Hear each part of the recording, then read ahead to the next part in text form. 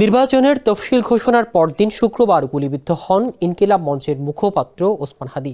তার অবস্থা এখনও শঙ্কামুক্ত নন। 48 ঘন্টা পার হওয়ার আগে তার শারীরিক অবস্থা নিয়ে নিশ্চিত করে কিছু বলা যাবে না।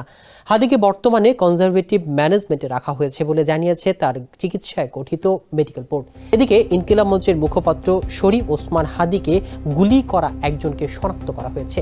শিগগিরই তাকে গ্রেফতার করা হবে বলে জানিয়েছেন ডিএমপি কমিশনার শেখ মোহাম্মদ সাজ্জাদ আলী। শনিবার রাজধানীর রাজারবাগে অবসরপ্রাপ্ত পুলিশ কর্মকর্তা কল্যাণ সমিতির বার্ষিক সাধারণ সভা শেষে একথা বলেন তিনি। স্যান্ডেলিনা সো, রূপচর্চায় আভিজাত্য। ডিএমপির কমিশনার বলেন, এই ঘটনার তদন্ত চলছে, এখনই বেশি কিছু বলা যাচ্ছে না।